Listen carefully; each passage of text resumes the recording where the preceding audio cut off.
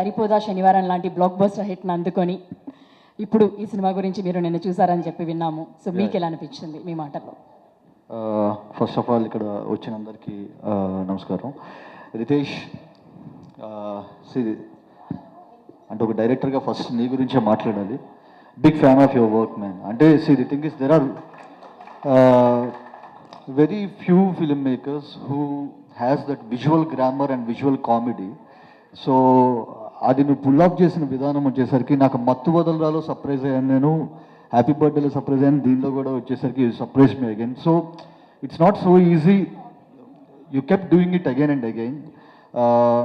ఒకనొక సీక్వెన్స్లో వచ్చేసరికి ఇప్పుడు అజయ్ గారిది, సత్యది, సింహాది అంతా వచ్చేసరికి ఒక రౌండ్ ట్రాలీ ఒకటి ఉంటుంది with light change and so అలాంటి ఒక సీక్వెన్స్ వచ్చేసరికి అది ప్రాపర్గా రాయాలి, ప్రాపర్గా ఎగ్జిక్యూట్ చేయాలి, అన్ని departments on par in sync పనిచేయాలి. సో అలాంటి ఎన్నో సీక్వెన్స్ నాకు గుర్తుంది ఒకటే యాక్చువల్గా, బట్ ఎన్నో sequences you have done it so beautifully. So I'm looking forward to the next one, whether it is Mathu Vadalara 3 or Mathu Vadalara 2 or so I'm looking forward and big congratulations. And Simha, నాకు చూసినప్పుడు నాకు ఒకటి ఏమనిపించిందంటే మనకి చాలా తక్కువ రిలేటబుల్ ఫేసెస్ ఉంటాయి యాక్చువల్గా. So when you're on screen వీడు మనలో ఒకడ్రా అని చెప్పి అనిపించే ఫేసెస్ చాలా తక్కువ ఉంటాయి యాక్చువల్గా. So you're one among us అని చెప్పి ఆడియన్స్ ఫీల్ అయ్యే ఒక natural acting and natural face ఉంది యాక్చువల్గా. So cinema I'm looking forward to many wonders that you're going to do.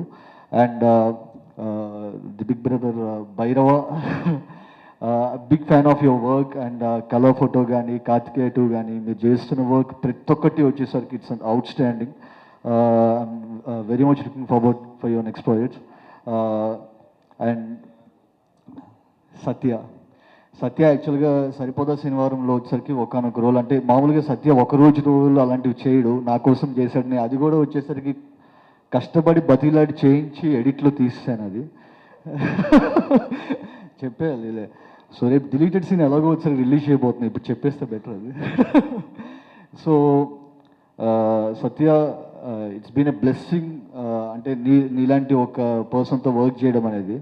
SJ సూర్య గారు మామూలుగా వచ్చేసరికి ఎవరిని పొగడరు. ఆయన సార్ యారు సార్ అవరు తమిళ్లో వడివేలు మాదిరి ఇరికారు సార్ ఇంకా అని చెప్పన్నారు. సో ఇట్స్ వడివేలు అంటే ఆయన వచ్చేసరికి ఆయన ఒక కల్చరల్ ఐడెంటిటీ అక్కడ. ఇక్కడ వచ్చేసరికి మనకి బ్రహ్మానందం గారు స్క్రీన్ మీద కనిపించగానే ఎలా నవ్వుతారో వెంటనే ఆయన ఏం చేస్తారో మనకు తెలియదు, వెంటనే నవ్వేస్తాం. అట్లా ఆ స్టేటస్ అటైన్ చేసుకున్నావు సత్య. నువ్వు స్క్రీన్ మీద కనిపించగానే నవ్వేస్తున్నారు యాక్చువల్గా. నువ్వు డైలాగ్ చెప్తావా లేకపోతే ఏం చేస్తావో కూడా ఆలోచించట్లేదు. సో అలాంటి ఒక స్టేటస్ అటైన్ చేసుకోవడం చాలా కష్టం యాక్చువల్గా. నువ్వు అసలు ఈ సినిమాకి వచ్చేసరికి నువ్వు ఇంకా నెక్స్ట్ లెవెల్కి తీసుకెళ్ళిపోయావు.